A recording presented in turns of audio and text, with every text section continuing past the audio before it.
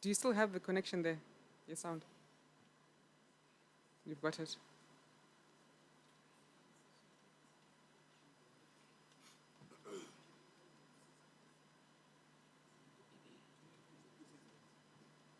Uh, Okay, try again. We, we think we heard something. uh, Melissa, can you say uh, something? Hello? So Is it you coming can from hear there? us now? Okay, we can. Ethanol. Oh, great. Thanks, Melusi. Thank you. Thank you. So, colleagues, we've lost a precious few minutes, so we're going to go. Hello. Thanks, Melusi. We Can you can hear hear? you. Can you still hear me? Okay, great. Great. Thank you. Yes, we Thank you. can hear you. Are you Okay, so thanks, are you Melusi. able to hear me? Yes, we can hear you now. Thank you. Okay, so we're going to Okay, go straight into it. thank you. This session is talking about financing for the SDGs. So, being mostly from local authorities, we know you understand very well the issue of fiscal constraints. So, there's no bottomless pit. Much as you have good intentions, there is no bottomless pit of funds or financing for you to be able to throw at all the pressing issues within your localities. And so, how can local authorities, local governments, and partners get to the bottom of this issue? How do we leverage local assets? How do we leverage local resources? What sort of innovations can we put in place to be able to really crack this? So even in countries where devolution is working well, it has been rolled out again still, even if there's fiscal decentralization, there's not always enough in terms of money and funds to be able to do what we need to do. And so to help us discuss this important issue, we have Daniel Platz from DESA. We have Neville Ndlovu, Victoria Falls. I won't go through the full introduction, but I will ask you to introduce yourself when you do come to speak. We have Nilvia Mamudo from Mozambique, Clarissa Augustine, South Africa, and then Mr. Bigichanda and Olinda Sikazwe, both from Zambia. Thank you very much to our panelists for joining us. And so we're going to start online with you, Daniel, and I see you're ready. You're unmuted. Your camera is on. Please do introduce yourself, first of all, and maybe take us through this idea of local assets and how those can be leveraged and maximized for SDG financing. Over to you, Daniel.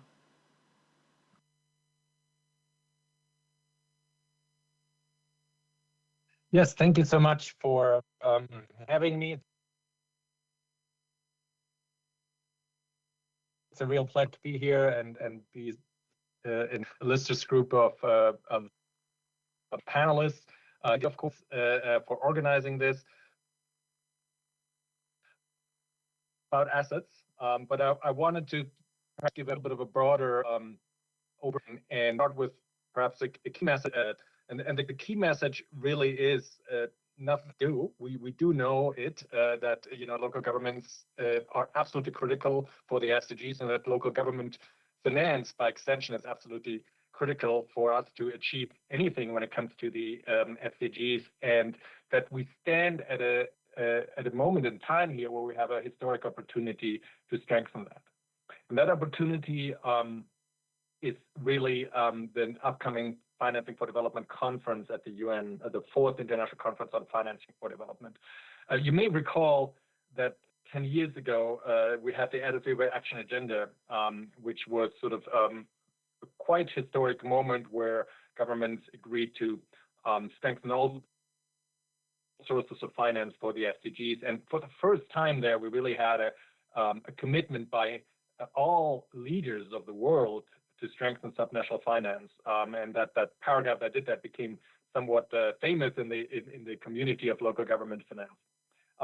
I am amiss that I didn't introduce myself. My name again, Daniel Platz, Senior Economic Affairs Officer at UN headquarters, working on financing for development. So sorry I didn't say that at the outset. So I'm of course delighted to have this opportunity in the office to push this issue of local government finance as we approach the next fourth conference on financing for development in June, July in Sevilla in Spain. We really need your support to do it. Right now, governments are meeting to discuss the zero draft of this conference, and the subnational finance issue is quite weak. So if I can get one thing out of this short presentation that I have, is to maybe motivate you to join the movement and make sure that the local government finance issue is high on the political agenda. But now let me be a bit more substantive and perhaps talk about the issue at hand. You know probably the story of Tanzania, but it bears repeating. I cannot, claim any credit for it, but it's a story of not Tanzania. It's a city of Tanga in Tanzania that achieved a historic milestone by issuing the country's first ever subnational water bond. And that happened because of the really hard work of the government of Tanga, but also with help of colleagues from the UN system, including UNCDF. And the Tanga Urban Water Supply Bond makes a real difference. It'll expand water production and treatment capacity by 15,000 cubic meters from 45,000 cubic meters. So that means, really additional residents will gain access to clean water, reducing time spent collecting water, improving public health, and so on. So a real innovative way for municipalities in a challenging environment to access capital markets. So how do we replicate something like that? And I think that's what the panel is about. And it's not by any means, it's not easy. But we have to look at ways to strengthen local government finance. And I think there are multiple things we can do. First, we need to, of course, expand local fiscal space by ensuring that local governments receive a fair and predictable share of public resources. And that's why, a process like Financing for Development conference, where you have national governments negotiating development finance, is so critical. We need a commitment from governments to reform intergovernmental fiscal transfers to make sure they're more fair, more predictable. And we need to improve local tax collection systems, empowering local governments. We need a commitment. Second, we need a commitment to really invest into local infrastructure. We see rapid urbanization in East Africa, but the capital investment lags behind. That leads to unplanned growth, congestion, service deficits, and so forth. There are innovative ways to address that, but they're complex. But we need to see what works, what doesn't, and how to create the conditions, the enabling environment for that. Third, we must strengthen public financial management at the local level. So a lot of good work has been done on that. We have participatory budgeting, digital finance tools. They can all improve accountability and efficiency. And my panelists, colleagues that are here, know much more about that, and we'll talk about that, I'm sure, as well. And what Ethel, when we talk about to some degree, is infrastructure asset management, and I love talking about infrastructure asset management. That is another very, very important issue that has come up now for local governments. It's this idea that local governments around the world are in charge of a lot of infrastructure assets. Even if they don't own them, they at least monitor them. They are where the infrastructure is, whether it's water and sanitation, whether it is roads, electricity grids to some degree. Sometimes even they go through cities. They have to be managed. There, of course, a big one is waste management facilities, landfills. All of these assets are often being built and then left with the local government and the cities to plan for. And it's not just an issue of maintenance. It's an issue of a more systematic, organization-wide approach to manage these assets, and that's called infrastructure asset management. We need to look at assets not just in the planning phase. We need to look at assets over their entire lifespan, see what financial, human, material resources we need over their entire lifespan, and plan for it. And it becomes real important to do that as a multidisciplinary, multi-stakeholder approach, to work as a whole of local government in asset management, looking at the demand on it, the financial implications, the procurement part of it. So at the UN, we're really pushing this idea of infrastructure asset management to leverage assets to get the most of it, and to look at it also as a system. Assets depend on each other, and we need to see what we have to fix first, what we have to tackle first to make sense. I already mentioned access to finance, of course, and there's others that will talk about it. And then, of course, the idea of strengthening own source revenue mobilization. It's not all a technical issue, it's a political economy issue. And that's why the political will to tackle this is so important. National governments are sometimes reluctant to decentralize. It was already mentioned, right? Even where there are permissions to raise own revenues, they often face other restrictions local governments do that prevent them from doing so effectively. So we really need to look at the political economy constraints as well, and those can only become manageable if there's political will to tackle it. So what is the path forward? I'm going to close now.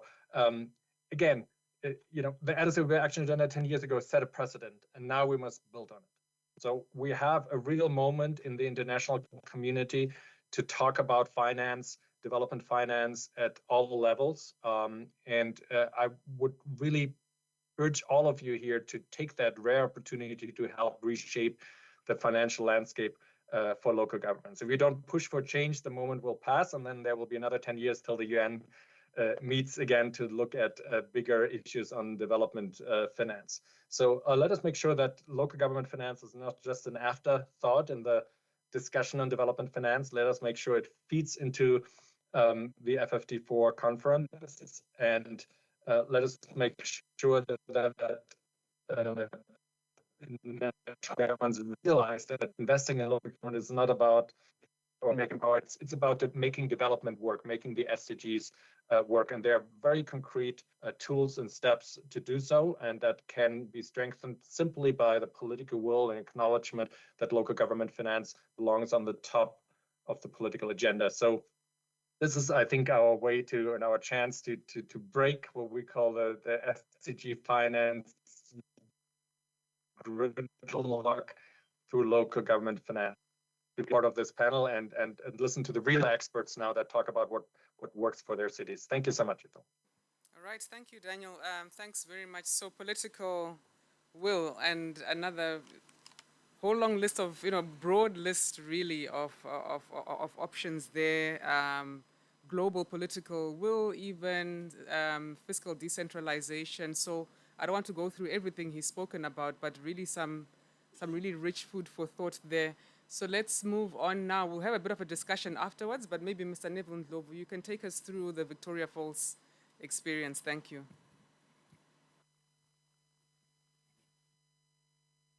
Oh, you're waiting for some slides? Okay.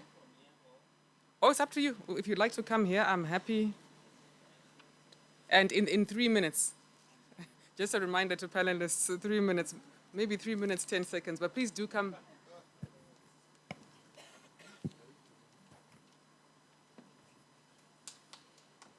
Yes, please do encourage you. Thank you so much. When I was assigned, I prepared a long list of slides, but I think I'll focus on the issue at hand, the financing in local authorities that deals with SDGs. Our financing in Zimbabwe, basically, it's guided. I'll indicate most of our sources of finance. First, we get our finances from central government. But central government is a very small part of our budget, and that one is strictly for capital investment or for capital projects. That's the money that we get from central government. And then we are allowed, the local authorities, to tax, property tax. That's the money that we collect for all our operations. So we charge for property tax comes to council. And then what really drives the service provision are the user charges. When you talk of the user, when we provide water, we need to ensure that we do full cost recovery. In other words, we incorporate the costs that we incur so that you can effectively and efficiently supply water. So you find that if you do your costings properly and manage your billing and your revenue properly, you will be able to provide water effectively and efficiently, and all the other services that you have full cost recovery. And then we also have investment, where interest on investment. That's one way where we, especially if you have excess funds, though these days it's rare for councils to have excess funds to invest, except if you have got reserved funds. But otherwise, your operational funds normally is hand to mouth. So you find it very difficult to have any funds to invest. But the upcoming area, it's income generating projects where councils can engage in activities that generate profit. We have experienced in the past that we have been having difficulties. Most of our entities were struggling up to an extent where government actually has encouraged us to stop all this loss making because most of our entities were loss making. And what made them to perform that is because they had been incorporated into a council system. So the new thinking that is there now is let them run independently as independent companies. They go into the specific sectors and operate as guided as those specific sectors. And we have realized that when we pursue that avenue, these entities are able to be profitable. They avoid the council red tape where decisions take forever. But when we put them in the respective industry and they just declare dividend or profit to council, you find that they become efficient and effective. And these are probably our revenue sources in terms of operation activity. But we're finding that because of the need to invest in infrastructure, there is now need to go into the market and look for funds. You can actually go to the bank and get a loan, which you will pay over time. So we are finding that probably in our economy currently, it is very difficult to get a loan in terms of infrastructure development. The banks are not willing to give long-term loans. So we find that this avenue has not really been utilized by most local authorities because of that limitation. The new approach, which is growing and where a lot of work is being done, is private-public partnerships, where we bring in a private partner to provide a specific service. So this is the new government through ZITA is promoting that, whereby we are able to partner and be able to have services provided. This avenue is being explored, and we think if there's laws that regulate that, and also the contract preparation, people are well trained in that, we will be able to attend to the infrastructural needs that local authorities need. And then most local authorities, they have actually managed to carry out most projects, especially schools, clinics, and roads using government grant. The 10% which we get from these devolution funds. Because in our country, we have a devolution fund where we get part of the annual national budget allocated to local authorities. And this has actually been effective in ensuring that education, clinics, or roads, they are done by local authorities. And this is really yielding.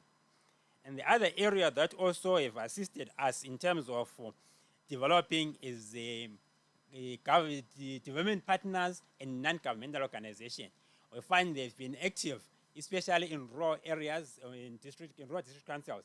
They've been participating and ensuring that they provide the key services.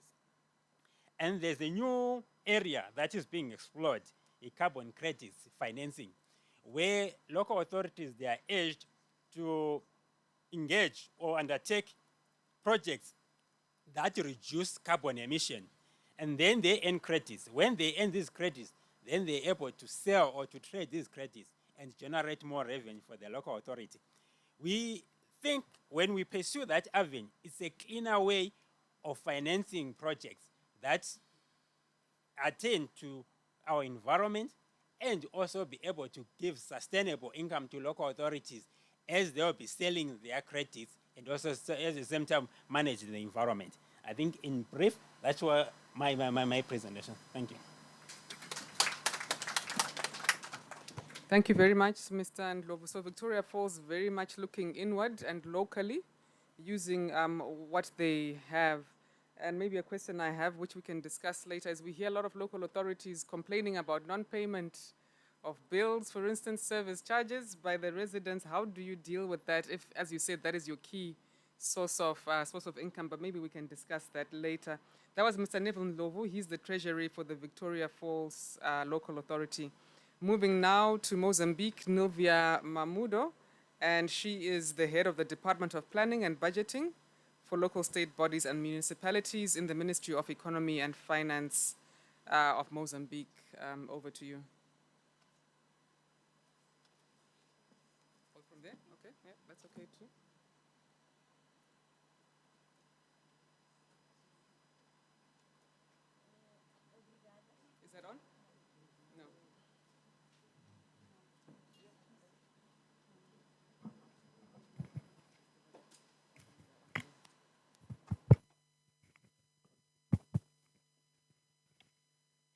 Obrigada. Vou falar em português, tentar de forma pausada transmitir um bocadinho da nossa experiência na implementação dos ODS, Objetivos de Desenvolvimento Sustentável.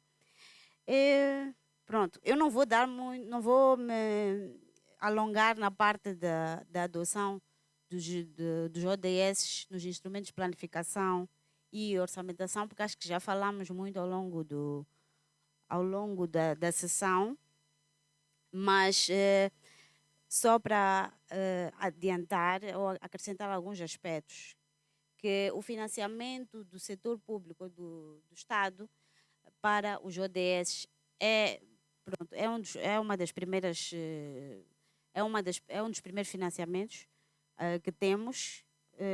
O governo faz um financiamento direto para os ODS. Estes Objetivos de Desenvolvimento Sustentável estão mapeados, estão integrados no sistema de planificação. Então, o Plano Econômico Social e o Orçamento do Estado consegue fazer o acompanhamento da implementação destes Objetivos de Desenvolvimento Sustentável, tanto a nível nacional em geral, a nível local, tanto para despesas de funcionamento como de investimento. É um novo exercício para nós fazer o acompanhamento. E também acrescentar que a implementação dos ODS não é uma agenda paralela, ela está integrada naquilo que são as atividades que o governo vai prosseguindo, até porque os setores prioritários, que são a saúde, educação, obras públicas e a área social, são estas áreas que o orçamento do Estado, essencialmente, a maior parte dos recursos são canalizados a essa área. Então, este é um dos primeiros aspectos em que o financiamento é feito para os ODS. Também em relação aos programas de instituições não governamentais e organizações multilaterais, temos também financiamentos que ocorrem fora do Sistema Nacional de Planificação, são a parte off-budget, off-CUT, mas também há uma relação, porque na essência eles têm um efeito muito grande naquilo que é a provisão de serviços, porque também focam muito nestas áreas prioritárias. Então, aí é feita a monitoria, destes indicadores. Bom, eu gostaria também de fazer ênfase à questão dos desafios que nós estamos a ter neste momento. Para além da escassez de recursos e alguma instabilidade sociopolítica e econômica que estamos a enfrentar, o que dificulta muito a implementação dos Objetivos de Desenvolvimento Sustentável, porque apesar destes setores serem prioritários e terem a maior parte dos recursos para alcance dos Objetivos de Desenvolvimento Sustentável, ainda são deficientes. E também estamos numa situação de falta de clareza do sistema de descentralização do nosso país. Ainda está-se a tentar fazer a redefinição. É um processo recente, de cerca de 5 anos, em que estamos a vir agora, terminou um período e está a iniciar um novo mandato. Esperamos ter uma melhor definição do sistema de descentralização e de como funcionam as estruturas a nível provincial, a nível local, porque isso facilitaria, por exemplo, a questão que foi mencionada aqui, de existir um sistema em que o próprio, a nível local, existem receitas locais e existe um código tributário que atenda a esse tipo de ações, e também a questão da implementação, né, destes objetivos. Também, uma questão também que eu sinto que é uma fraqueza, que é a questão da planificação e orçamentação participativa. Ainda estamos muito numa fase muito diria, inicial mesmo, e acho que este é um aspecto que pode melhorar e ajudar para que se alcance mais rapidamente a implementação dos ODS, porque a população participando, a comunidade, os instrumentos estarão a espelhar aquilo que são melhores anseios da população. Pronto, esses são alguns desafios que nós estamos a enfrentar e a longo prazo, a curto, médio prazo também, eles têm estado a dificultar a implementação. Quanto a outra questão também é a questão das parcerias com o setor privado, porque apesar de existirem algumas iniciativas, achamos que vai ser essencial o engajamento do setor privado, mas isso só com a criação de um ambiente de negócios, uma estabilidade também, que poderíamos ter políticas públicas que incentivem investimentos também ligados para desenvolvimento sustentável. Pronto, essencialmente era o que eu tinha a dizer sobre o tema. Obrigada. Okay, thank you very much. Nilvia, issues of centralization there, quite interesting. And it will be interesting to know the level to which Mozambique has decentralized. But also I heard you mention issues of private sector incentives, which is always quite interesting. Again, perhaps we can discuss that later. Thank you very much, Nilvia from Mozambique.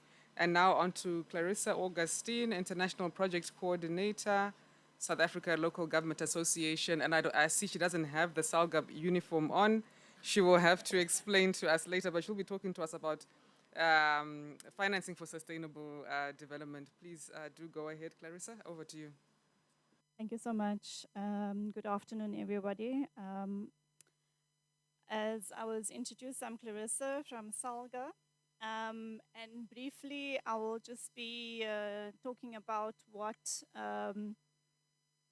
the South African context in terms of innovative solutions, challenges, and opportunities for the local level.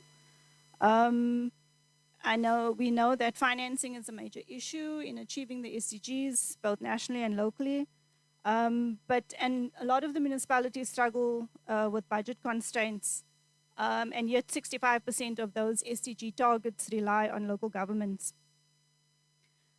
And its funds are essential because they also bring services like water and sanitation, electricity, roads, housing, and a lot of the municipalities, and I'm speaking in general of the 257 municipalities, rely a lot on the government grants. Because they don't raise enough revenue to assist with their funding mechanisms that they have.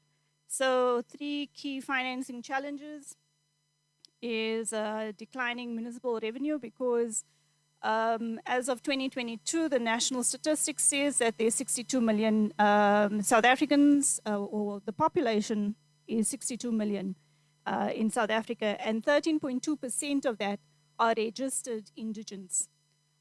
So that is only the registered. Those that are unregistered are also benefiting from the services that municipalities are rendering. And that loss, they cannot retrieve. So that is very important for municipalities. Limited private sector investment, also due to various instances like, the energy issue, also roads and services, capacity gaps within municipalities, lack of skilled financial managers and planners also play a crucial role within the municipalities. The integration of the SDGs into the the integrated development plans and the budgeting as well also plays a crucial role in aligning the development plans, the new urban agendas, the Agenda 2063, all the other priority documents that comes into play. When we look at the voluntary local reviews of the 10 municipalities that have submitted, I think it's crucial to note that through the experience that they had through the voluntary local review, they became more innovative and self-reliant, or on mechanisms in terms of, for instance, Rustenburg has 29 mines in the area. And when they did their stakeholder engagement, those mining companies said, use us. We can assist in road infrastructure or that type of thing. With Buffalo City, they've got a Mercedes-Benz, which is a huge company in the city. So they have a partnership to perhaps look at solar power, to reduce electricity costs and so forth. I mean, I can mention and go on mentioning some instances of partnerships that have been formed through this whole process. But budget priorities do not align with the SDG targets, unfortunately. And it makes it difficult for the funding of those international, if there's no funding from international sources. When we look at various innovative financing methods, when we speak about municipal bonds and green bonds, there's a lot of South African metros that can do the same to finance sustainable infrastructure projects. Like, for instance, what Kenya and Nigeria have when they raise funds by selling some of their bonds to investors. When we talk about public-private partnerships, we also look at how Ghana has partnered with private companies to build roads and hospitals. South Africa can also look at working with private investors to a large sustainable development projects like that. Land value capture, tax increment financing. Uganda does collect funds from property value increases to invest in public projects, and South Africa can apply the similar model to urban development projects. International development finance. South African municipalities can improve their access to these international funds by promoting the SDGs and also linking with international events like the G20 or Urban 20 that is coming this year to South Africa, that is hosting. Climate finance, infrastructure investment funds, these are all development finance that can be taken advantage of. SALGA, the role that SALGA plays in helping municipalities to improve their financial management and attract investment is also a very key, because we help train municipal officials on financial planning, financial management, project development, accessing funding opportunities. We also advocate for financial reforms to allow municipalities to borrow more efficiently while ensuring equitable and transparent systems for a long-term sustainable infrastructure, various projects on infrastructure. We also encourage various city-to-city projects and partnerships for shared funding opportunities, for blended financing to attract investment. We also create municipal SDG investment hubs for connecting cities with investors and support municipalities in applying for climate and development funding for global sources. We are also at a national and local government, we work together to improve SDG financing for improving policy and regulations to make it easier for municipalities to borrow the money and raise those funds. And when we look at diversifying funding sources, we're talking about municipalities that should not rely on the government grant, but to explore public-private partnerships, donor funding, other innovative financing models as well. So we need to strengthen the capacity and the partnerships through these training mechanisms and how they can attract and manage the investments, and then also partner with the businesses and various banks for financing in key projects. Everybody spoke about data, which was very key. So we need to look at smart investment planning for data usage. Municipalities need better SDG data to prove that their projects are worth investing. So that is also key to align that to the budgets with the SDG targets to attract that international and private sector funding. And lastly, for municipalities, they need to develop a clear financial plan which links to the SDGs to strengthen that partnership with private and public sector, and for us as SALGA to advocate for policies that allow the municipalities to increase revenue and borrowing capacity. Thank you. All right. Thank you very much, Clarissa. Some very interesting solutions there, city to city. I don't know how many other cities partner to jointly apply for these, particularly these global vertical funds out there, really quite interesting. And of course, the bonds, municipal bonds, there are SDG bonds out there, more and more green bonds. So some very interesting solutions there. Thanks very much, Clarissa. And now for some comparative country experiences from Zambia, we have Bigichanda and Olinda Sikazwe from Chililabombwe Municipal Council. I don't know who's going to speak first, but over to you, Zambian colleagues. Thank you.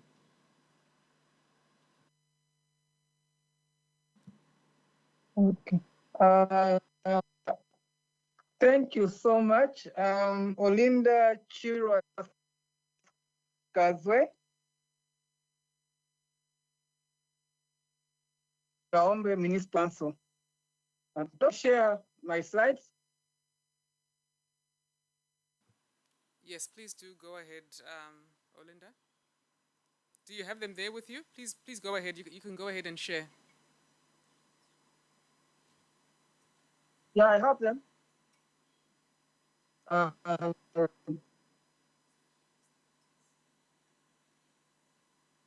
Okay.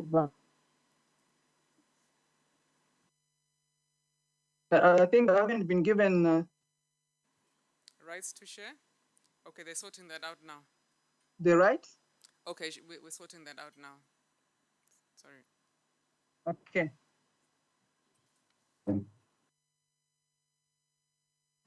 And while we're waiting, maybe Mutare can let us know how to remember SDG 1. I don't think we've done SDG 1 yet. Where is he? Is he in the room? SDG 1, how do we? Oh, we just collapsed because we're hungry. Okay, so you just collapsed because you are hungry and you'll never forget SDG 1.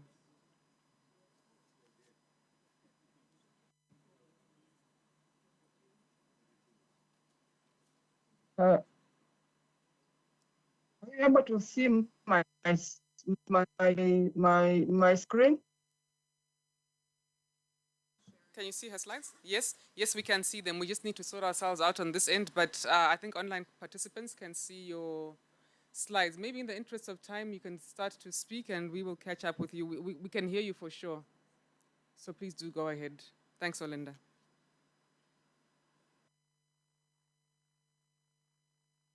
All right. So the presentation is quite brief. It's on, I'll speak to the background, financing options, authorities, grants, options available, local and pieces of legislation used by local authorities. Okay, so maybe Olinda, maybe we can ask you to... For the Zambia scenario. Olinda, can you hear me? So maybe Yes. you can put your presentation in slide mode, and just a reminder that you have 3 minutes. Thank you. 3 minutes and 10 seconds. Thank you. Okay.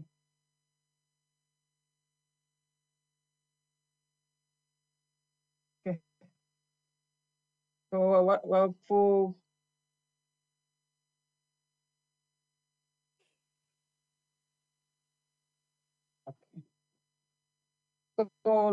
for in Zambia, we have 116 local authorities, and the main objective of local authorities is to provide municipal services. the financing of options that are currently available. I'll talk about the local sources of revenue. We have about 5 categories: local taxes, fees and charges, licenses, levies, and permits. So for local taxes, that's why we have personal levy and property rates. On finance and fees and charges, we have gas stations and parking fees. Then on licensing, we have liquor licenses, firearm, and occupancy license. Levies, that's why councils are able to collect business levy, poll levy, and livestock. Permits, we have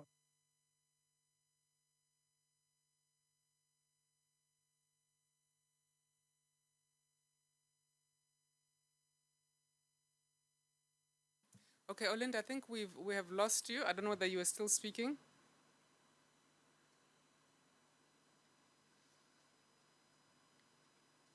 Olinda, can you hear us?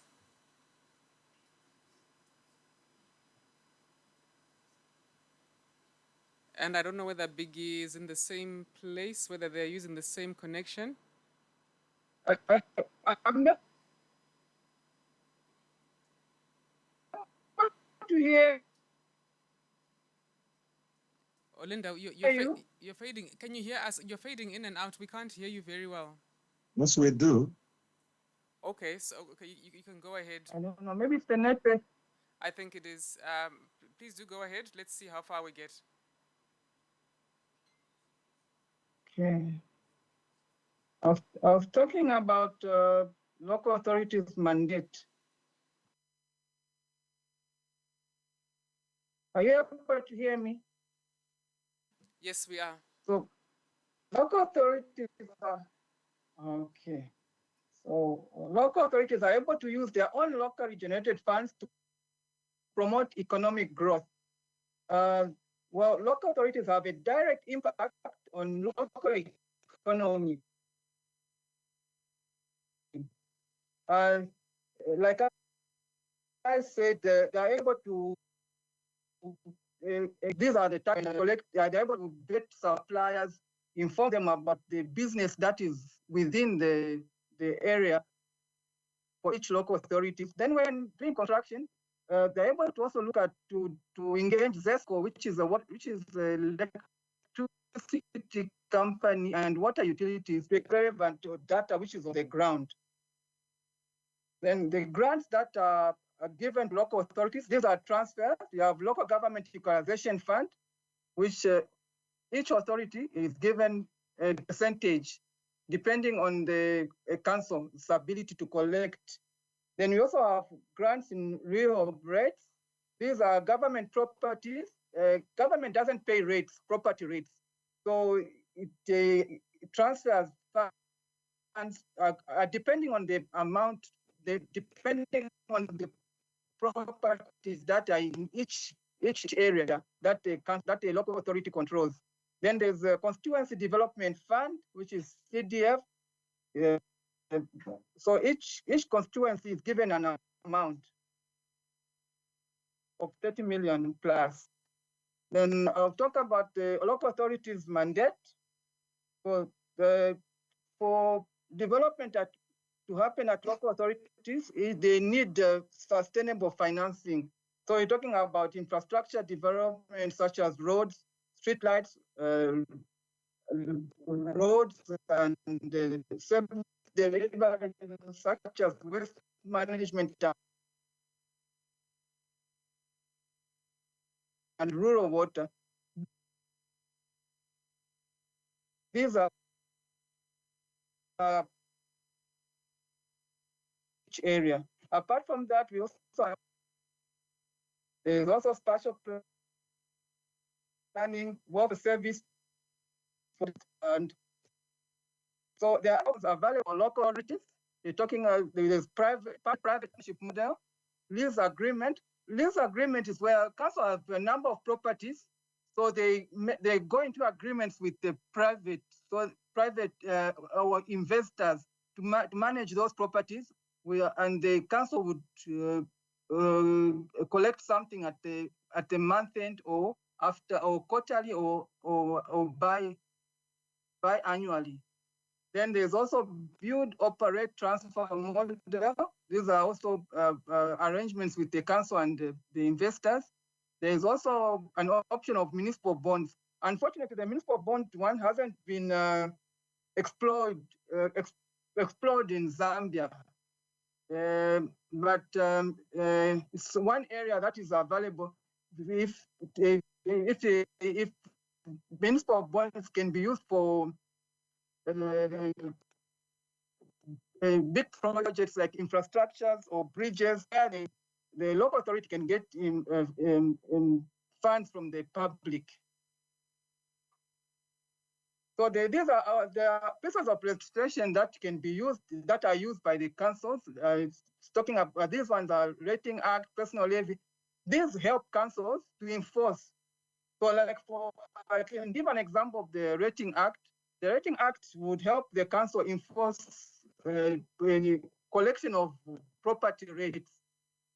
I'm sure I'm out of time, but I'll end here and say thank you. Thank you very much, Olinda. Thank you. And thank you for pushing through. I don't know whether your colleague had anything to say or. I missed that. You've spoken on behalf of him as well, I trust? You have something.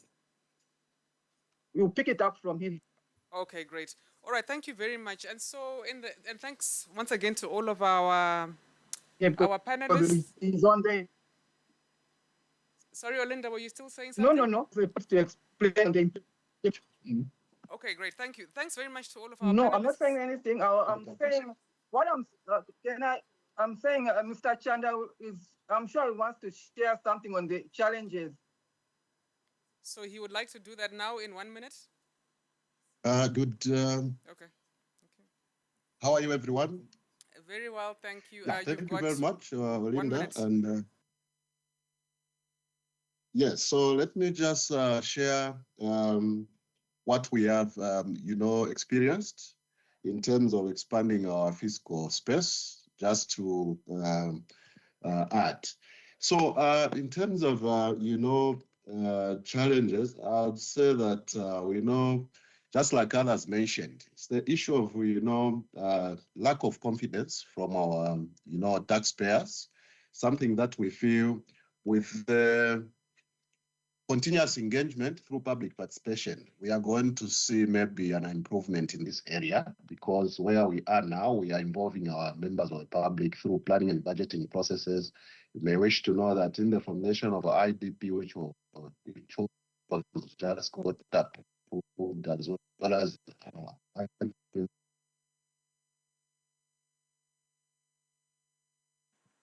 okay, budget. So, Mr. Chanda, we're losing you as well. Board through what development. If we are talking to them about the purpose, what they are thinking, it will. Okay. I go ahead. Yeah, I'm sure 60 seconds is gone. I wrap up. Yes, please.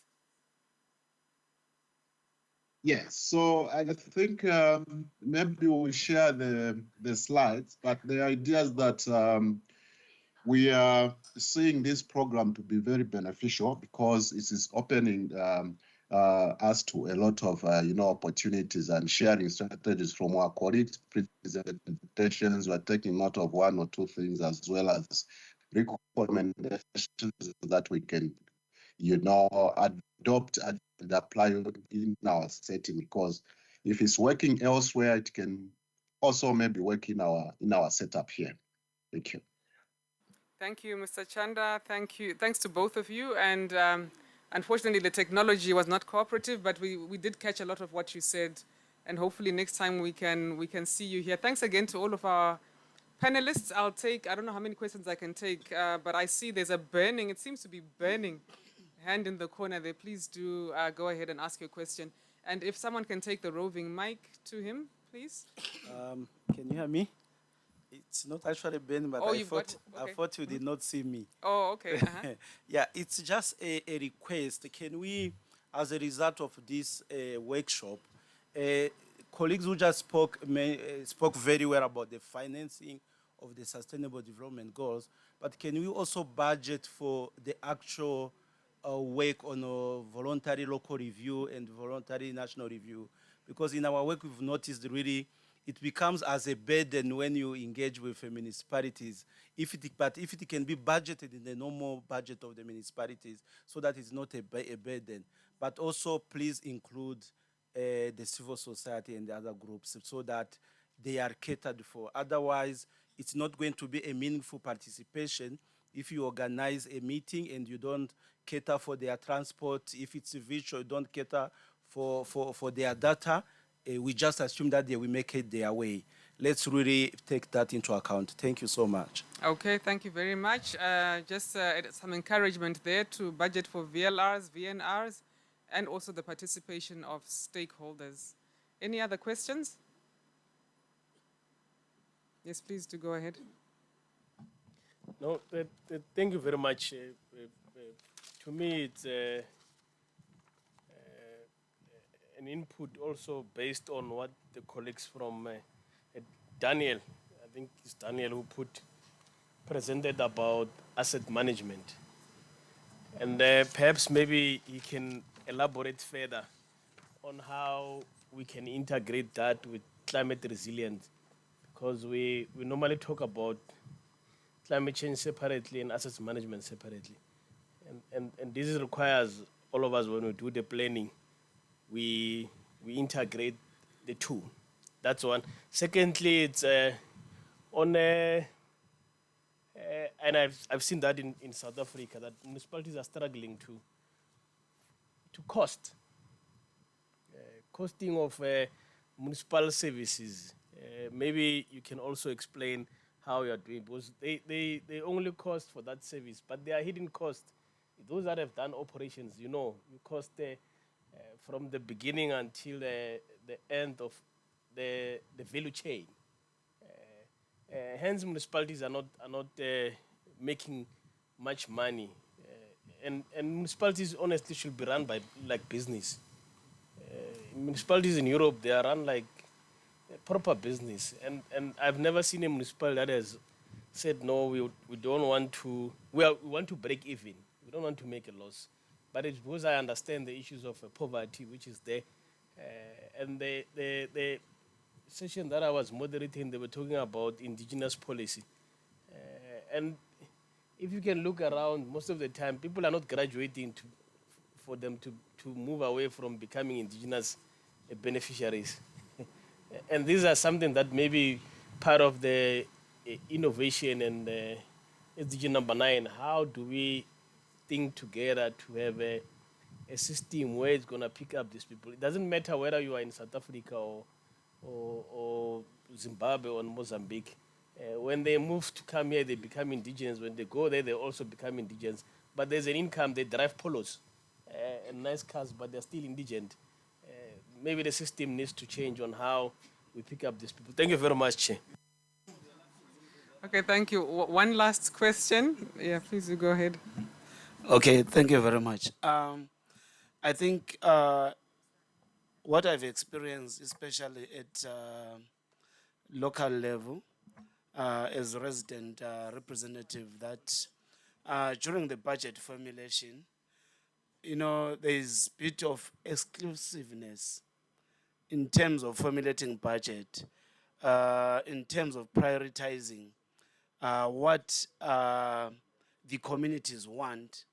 So at the end of the day, you realize that the council will fail, especially like when it comes to the expected budget, the annual expected budget. The residents are actually even failing to pay because there is no that kind of a consensus where you come to a consensus and say, okay, we can pay water so much. So at the end of the day, the water will be expensive, and people that are going to fail to pay for what? For water is a bit of a challenge because local authorities are very rich. They've got land, they've got everything.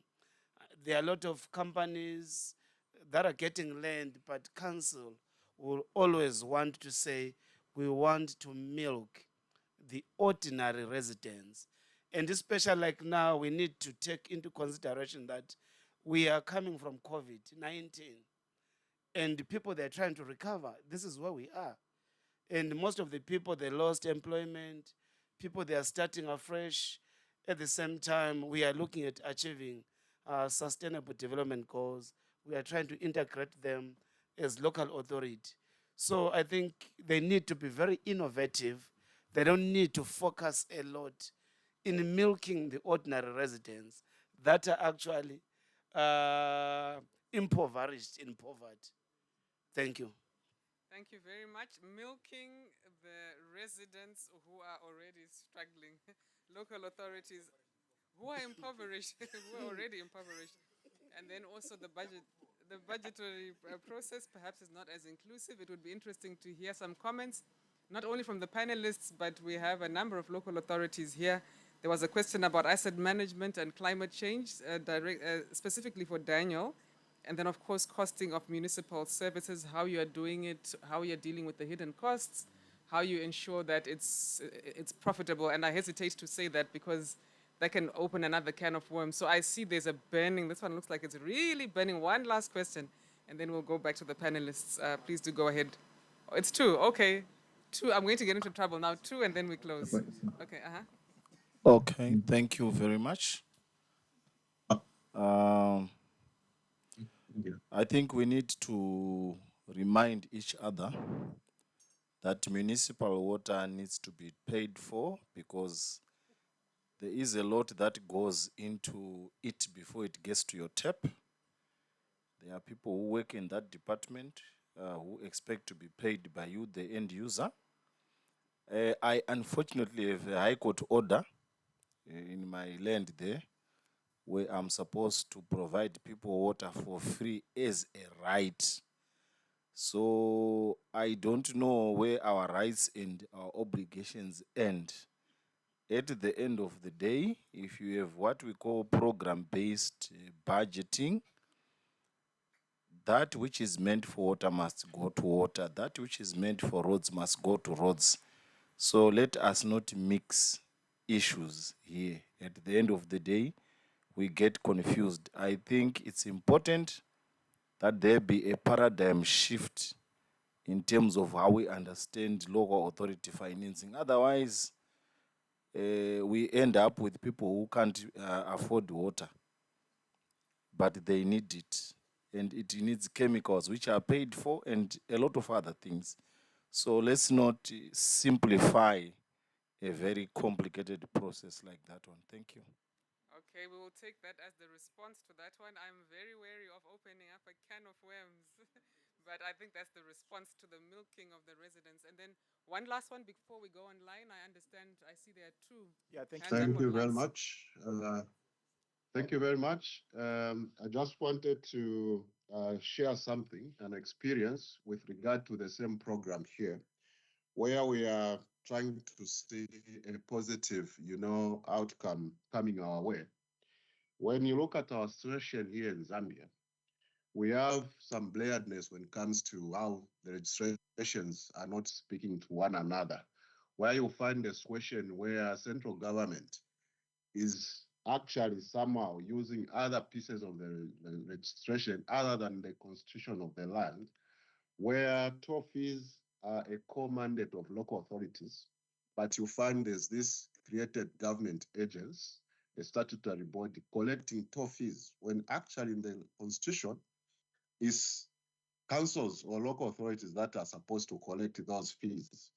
This applies also to vehicle licensing. We have another government agent which collects handles vehicle licensing. So you'd see that again, the local authority or authorities are suffering in terms of widening the revenue base. But again, we are still implementing the devolution in this country through our national decentralization policy. So for us, we are saying maybe this decentralization policy or devolution process that is taking place would somehow bring about these discrepancies to be ironed out, so such that maybe the toll fees now those institutions, once they come to councils through the devolution process, would start now, bringing the revenue that is right-free for the local authority to come on board. So ideally, going through this program that is making us come together, for us, I think it has opened our minds such that we take advantage of this and make sure that the government at central level realizes the situation and we make restorations through this devolution process, which is happening here. So my question is that, do we have our colleagues in these other countries who are experiencing this challenge, and maybe what have they done about it? Sorry, Biggie, was that a question? That last thing you said? Sorry, can I ask you to repeat it? It was a question. I mentioned to say we are experiencing a devolution process where we feel what government has been. Yeah, so I just wanted to know if there are other countries among our members here who are experiencing the same, and if they are ahead of us in terms of going around this problem, what have they done? Maybe we can learn from them, because we are taking advantage of this program that we have brought about to sort out our problem.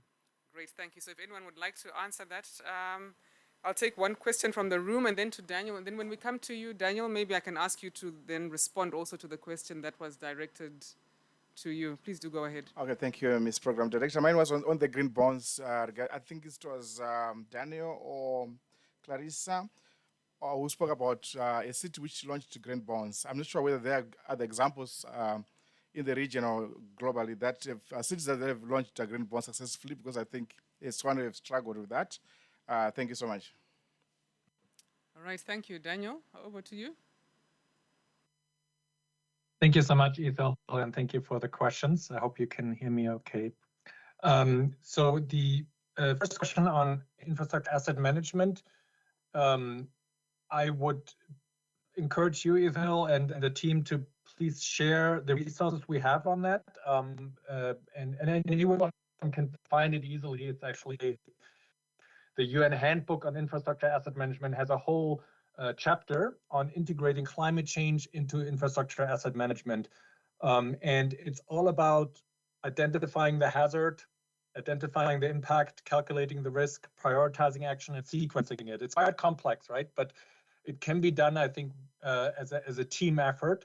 And we were trying to find the resources that are available for local governments to really assess the local impact of climate change. We know that climate change varies, of course, not country by country, but local government by local government. And some of the biggest challenges is to figure out what is the impact or a best guess scenario for me to assess the impact for my local government. And then how do we sequence actions given our very limited budget? So we try to put together a framework for decision making in this handbook, and I'm very, very happy to talk more and share more with participants on that, and it can certainly also be improved. So we're really trying to as we go into different projects and work with local governments, we're continuously trying to improve this. On the bond question, I almost attempted to respond with my own question. It is true that municipal bonds are still quite rare. That green bonds issued by municipalities are also rare. However, we have seen this really inspiring example, for example, from Tanzania that I mentioned, the Tanga water bond. It was very, very difficult to issue that bond. It took years to bring the investors together. It took conversations, I think, at the highest political level to relax the regulations to make sure that there's support for a city to issue a bond. It took a very, very careful project proposal and revenue stream and a lot of coordination effort. But the hope is that this can be a precedent and others can follow that. So I would encourage people to look into what is publicly available on the Tanga water bond, just to understand what is involved. But my question to other participants is in this panel, because you are from local governments, and I hear PPPs being mentioned, and I hear green bonds being mentioned as options, yet we don't see the scale. We see it is not happening, at the degree we needed it to happen to really make a difference. So if you were to ask national governments, policymakers, for an enabling environment, for help, for support, to make PPPs happen, to make municipal bonds happen, what would it be? What are your asks to national governments? And that's important for us working in New York and working with governments negotiating development finance agreements, right? What are the asks that you have? What do you think can make these PPPs, these bond options really work? What come? Thank you so much.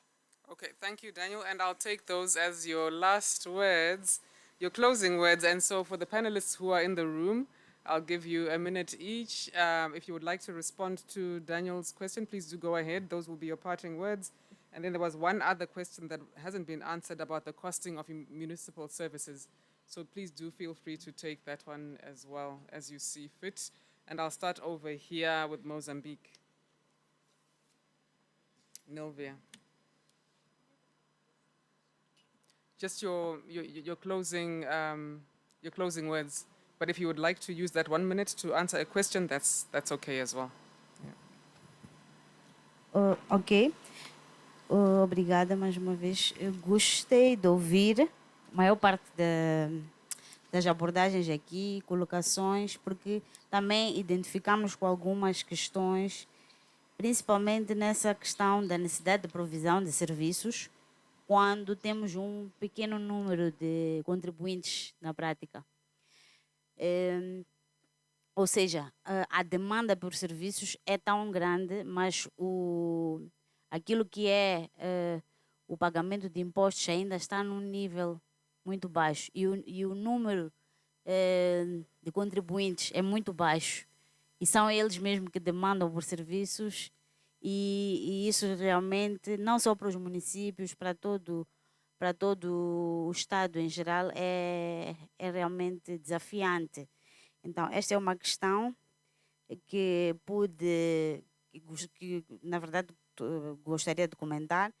E também esta questão de, pronto, mesmo que futuramente tenhamos alguns modelos de descentralização melhorados, porque eu fazia referência a isso durante a apresentação, que nós precisamos aprimorar, porque neste momento estamos a vir de uma situação de muita sobreposição de competências, num contexto de escassez de recursos, em que, para além da sobreposição de competências, temos também conflitos negativos e positivos de competência que prejudicaram a prestação de serviços. Mas mesmo que melhoremos este cenário, também iremos nos deparar com essas questões que os outros já ultrapassaram, mas também estão a enfrentar estes outros aspectos, como, por exemplo, a necessidade de que prestar serviços mínimos e garantir os direitos do cidadão na provisão de serviços de água e energia, quando eles não conseguem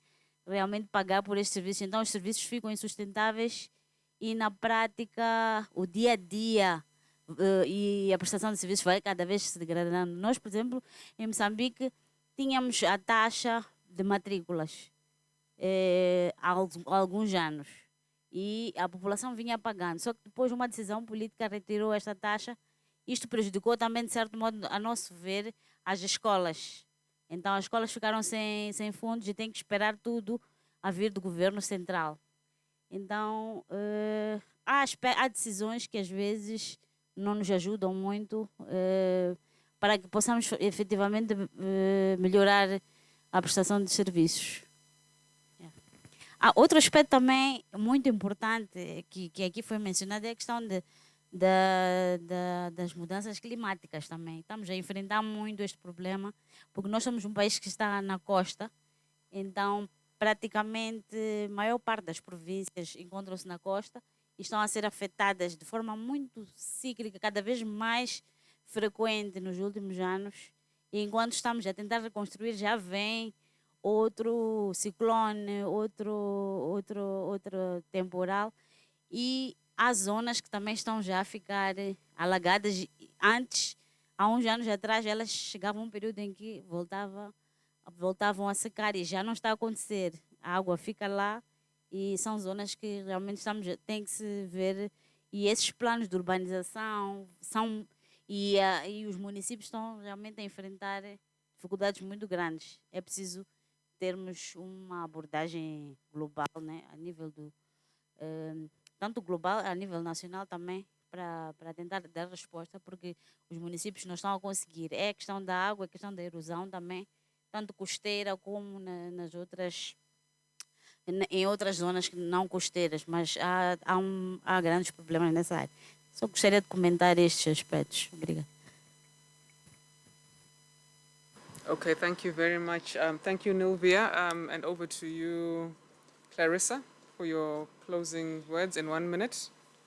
Thanks so much. I think it's very important that we come together to collaborate, not only civil society, but local authorities, national government, as well as international stakeholders to unlock investments and also to strengthen financial governance.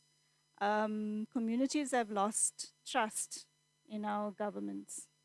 And we need to be more transparent in what are we doing with our funds, what our planning. And I think somebody also mentioned we need to bring communities in to our budget plans as well, because it affects them. And also the gentleman that spoke about the water issue, I think we are probably making our communities over-dependent on the free services that we do provide. So the ask becomes more and more. And where do we draw the line? We have beautiful policies, but the implementation of those policies, we really need to strengthen moving forward. Thank you. Great, thanks, Clarissa. Mr. Nevo, on to you, and then Olinda and Biggie, we're going to close with you. Thank you. Thank you. Thank you so much. I think I will start probably with the issue of costing for services. When I indicated you start with proper tax, when you do proper tax value, how you charge that, you come up with, you do an evaluation, property evaluation, that determines the values of your properties. And then you get a rating factor that you apply. So for you to maximize on that, I'll talk as an accountant, not as a resident. To maximize them, what you need to do is, the more frequent you do your property evaluations, naturally we expect property to go up. So you are likely to increase your revenue the more you do that. And then when it comes to user charges you do full cost recovery. You just have all your costs. For instance, for water, what are ingredients on water? You have raw water. What's the charge for raw water? You have your chemicals.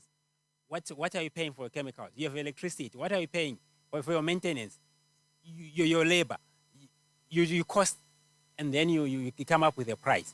And then if probably I know generally we have a way of providing for the indigent, we also need to absorb that cost in the costing, such that as we graduate our tariffs, we are able to absorb that cost. Where there is a difficulty is permits and licenses, because those ones are very difficult. For instance, licensing a tuck shop and licensing a hypermarket, really the costs of really an inspector team to visit and do, there it's probably more of judgment than really scientific, because it becomes very difficult to do that. But you can also try to determine a methodology to try and say, how do I share these costs which I incur in providing this service, or what I want to achieve with the income from these activities. So that's about costing. And then you spoke about revenue collection. It's a nightmare to collect revenue. But what is really important is the starting point is engagement. You have a relationship with your stakeholders. You engage your stakeholders, make them appreciate. Then when you get these engagements with the stakeholders, make them understand why it is important, then they start coming forward. But they always need to be cane. The cane is these water disconnections, the unpopular water disconnections, the litigation. These are some of the measures which you can, enforcement measures. But persuasion, I think our communities are becoming more enlightened. So persuasion is becoming more attractive in terms of having them pay for their bills. And then lastly, the issue of the PPPs. PPPs, it's a tedious process to come up with a PPP. It's taxing, and when usually a private partner, they want to maximize. So as a public servant, you need to be very alert on the interest of the local authority to make sure that you are not selling your soul. But at the end of the day, council and the local authority will still benefit from the partnership. Okay, thank you very much, Mr. Neville. And I won't ask whether you put a markup on the cost of water. We'll just move quickly on to Biggie and Olinda for the final 1 minute of this session. Thank you.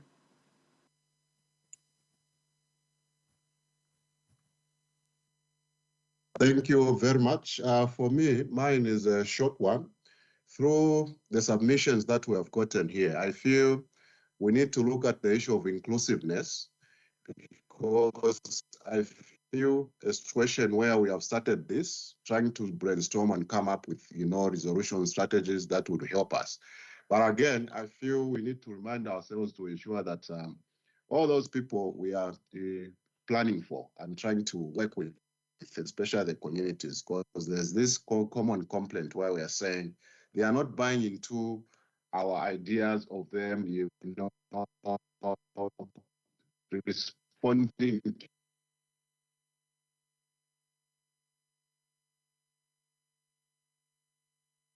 and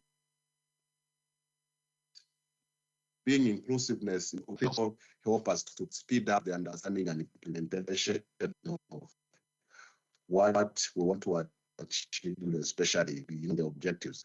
So for me, I feel I need to go with the issue of inclusiveness. All stakeholders, NGOs, community, sector, private, as we are trying to, strategize for the sake of achieving this. Thank you. All right, thank you. Olinda, are you coming in, or was that it from Zambia? Okay, I think that was it. Thank you once again to the panelists. And for me, oh, she is coming through. For me, it's please go ahead. Community engagement, inclusiveness, partnership.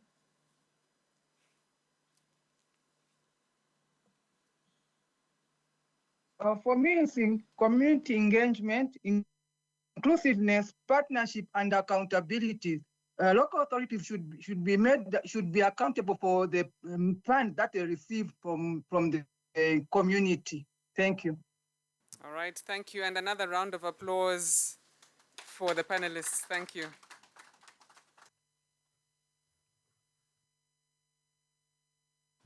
Thank you very much.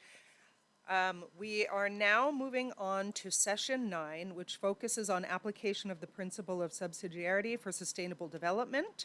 This is one of the 11 principles for effective governance for sustainable development developed by the Committee of Experts on Public Administration.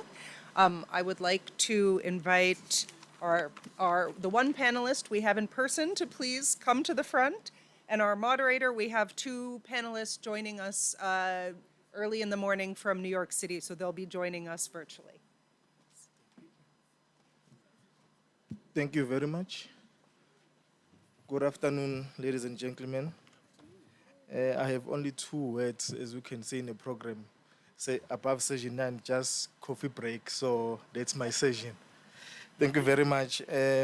We are, I'm not sure if they connected online. We've got 3 speakers, 2 visually, and then 1 physically with us. But we are looking at the application of the principle of subsidiarity for sustainable development. Here, we're looking how best we are coming up with mechanisms in terms of decision making. Are we making decisions that will have impact to our local people? Do we have resources? What frameworks do we have to ensure that everything that we do have an impact to our people? We're also looking at the financial models, how best different spheres of government can work together to make decisions in terms of financial models, the fundings, and so forth. Definitely, I am not Oliswa, but we are also trying to apply SDG 17. We are trying to work as partners. So our first speaker will be Professor Professor Smoke, which is going to be visual. In the interest of time, I will request all the speakers to take only 5 minutes, and then we will go to the questions and comments input, and then I will then give back to the speakers for their closing remarks. I believe that will assist all of us. Prof, can you hear us? Miss Acosta? Okay, Prof is here. Can you hear us? Oh, my mic is off. Yes, can you hear me? Yes, we can hear you. Can you hear me? Yes, we can. Okay, great. So, thank you much. You can proceed.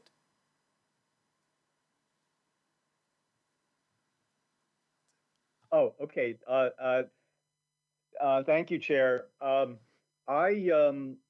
Thank you for inviting me today. My task is to map out a few principles that many of the speakers that I've heard have already talked about.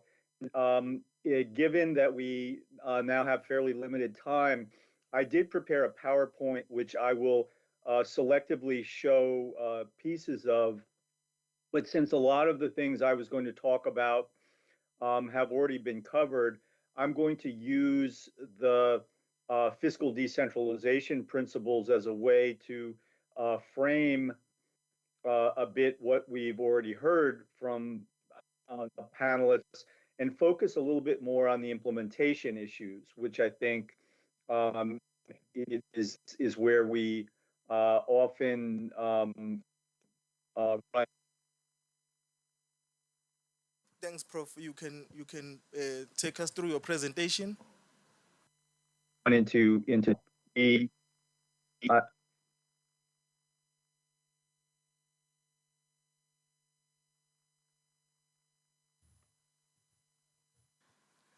We can't hear you, Prof. Okay. We cannot hear you, but you can project your presentation now. Things and yes, it says I don't have permission to do that, so make comments and share the presentation with the participants later. Okay. Is that okay? Yeah, it's okay. It's okay.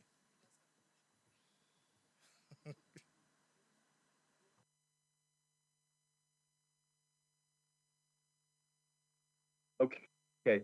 Can proceed.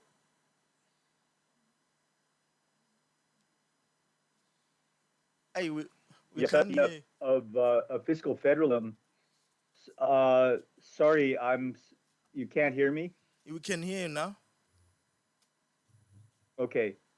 The basic principles of fiscal federalism are about what roles should subnational governments play in a government system. And of course, decentralization is something that countries do for a variety of reasons. And we've already discussed, I think, that attaining the goals of decentralization is based on the expected greater knowledge of subnational governments compared to the center of local conditions and needs. They're closer to people, and they're going to think more holistically about local development, which is really important for the SDGs. You don't want a bunch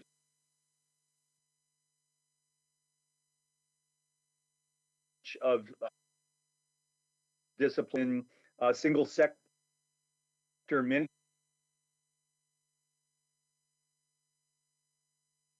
coordinated. And this theory of fiscal federalism, it's not only subsidiarity, is Sorry, that Prof. because of the local governments are closer to people, that you want to go to the lowest level possible.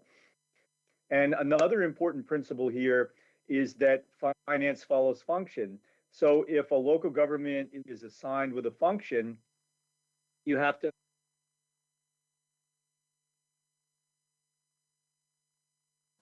Prof, we have a challenge here. You are on and off.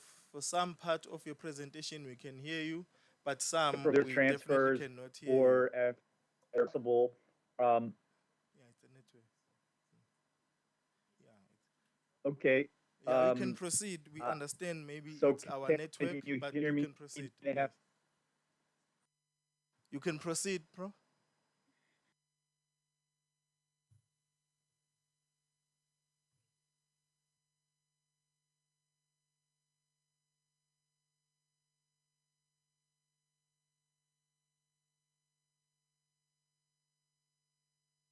Hi, Prof. Hey, our network is letting us Now? down here. And I know the people in this room really would like to hear what you are saying. I'm not sure if we can get any assistance, but you can proceed so long and see if we can be able to hear you right now. Thanks. Okay. Node one. Okay. You know, Carol had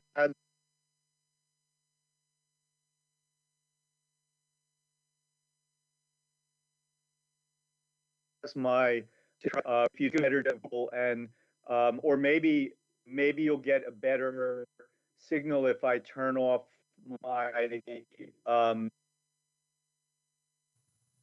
Let's see. Let's try.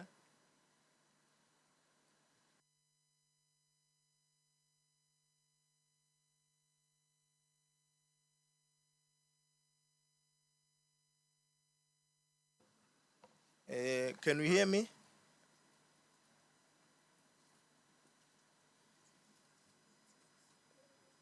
Prof, you can proceed to see with that alternative approach.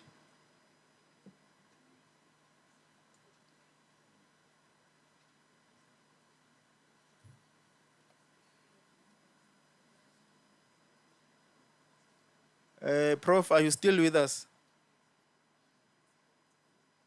Looks like we lost him.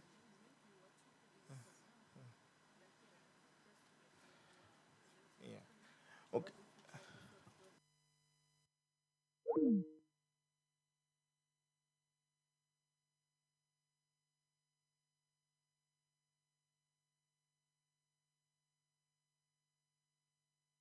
One moment, ladies and gentlemen.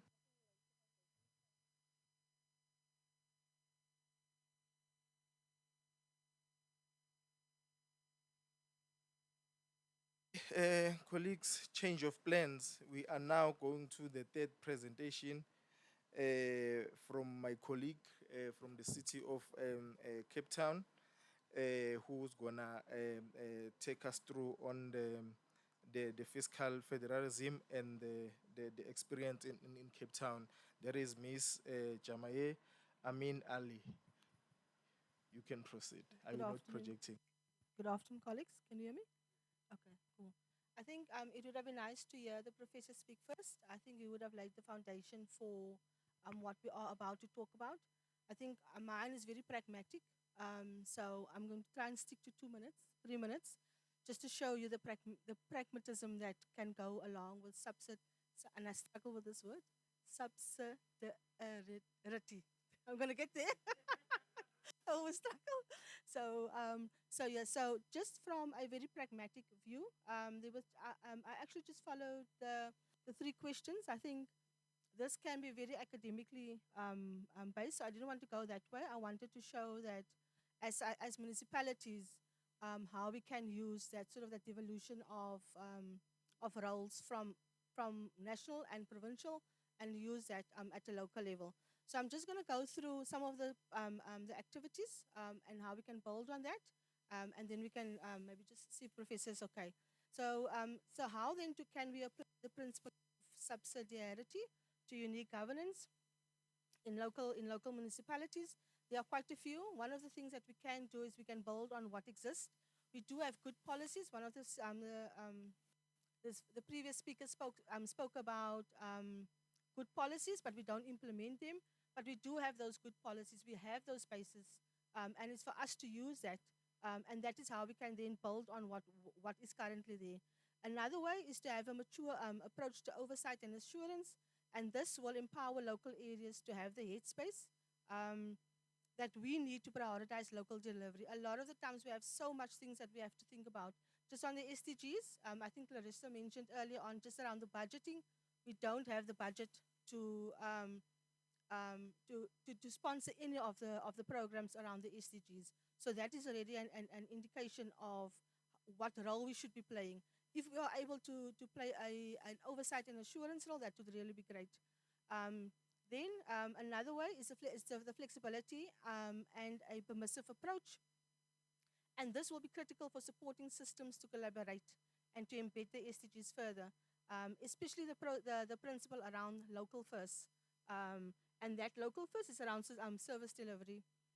We go further and we say we have to look at embedding a parity esteem system, and that is between the different sectors. We talked about public partnerships. We talked about intergovernmental relations. We talk about relations between communities and governance, and that would really fall into that section.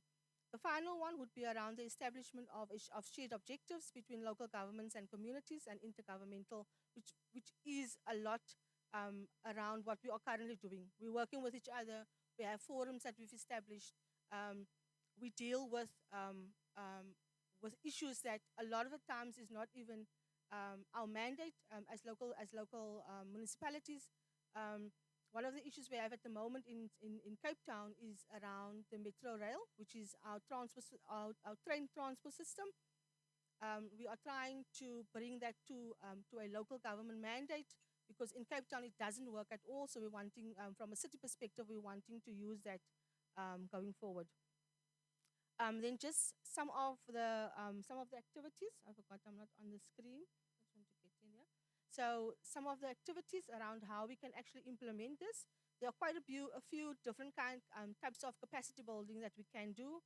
There are three different types. The one is around institutional development, and then that predominantly speaks around the leadership training that we can implement, data analysis and reporting, IS&T support.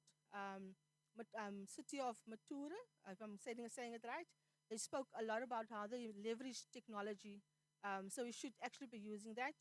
We talk about policy development. Then we have financial management, and that is one of the big issues that we are all experiencing with. We don't have the finances, but we also don't have the skills and the capacity to do it. So we really need to send our people for financial management skills. A final type of capacity building for this is around community engagement. So when we talk about community engagement, we talk about what we as officials need to require. So we need conflict resolution. We need mentoring and evaluation, monitoring and evaluation. We need mentoring, how we need to engage with communities, etc. I just want to see if I've got everything. Yeah, and that's it. Is it all? 3 minutes? Thanks. I'm trying to keep it short, sorry. Thank you very much. I think so far she's a record keeper. Then, colleagues, let's see if we have our professors online now. Okay, let's go back to the very first presentation. Professor Smoke, are you ready for us?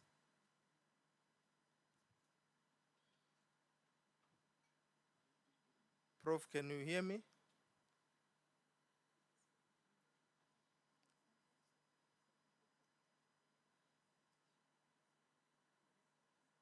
Prof, can you hear me? We are ready for you.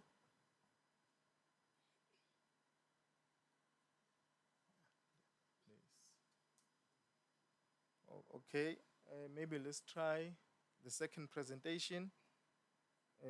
Christina Rodriguez, are you with us on the line?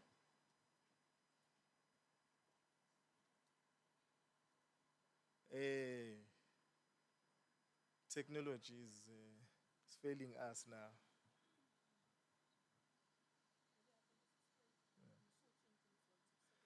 Yeah, yeah. Maybe in the interest of time, let's hear the views, the comments on the recent presentation, and then we will give her just 1 minute to wrap up. But let's first get the audience and hear. Yeah, yeah.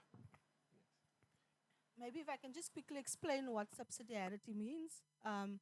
I think it's a new concept for a lot of us, and it literally just means is to make decisions at the most local level, and for national government not to interfere. So they would. We talked about the devolution of policies, the devolution of mandates early on. So it's just about bringing that process to the people, making sure that the people's voices are heard at the bottom, and that national government, when decisions are needed, that they do step in, but they don't take over the process. So yeah, maybe I just thought, because I know the professor's going to speak about that, but I thought maybe if I can just put a little bit more context, because I think my presentation was very much at the end, so it may not have made a lot of sense, to most of you. Thank you for that. Are there any questions from the floor, comments, input from this presentation? Did she confuse you? No, if there are no questions, that helps. Today is my turn to cook, so the chopper is okay, hear the sound. I'm gonna fly in and out, so that helps me. So let's see if we have. You can wait. Let's see if we can have presenters on the line. Are they?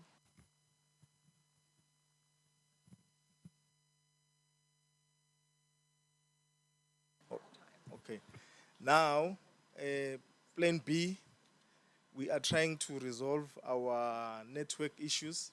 So let's take a 10 minutes break and come back exactly after 10 minutes.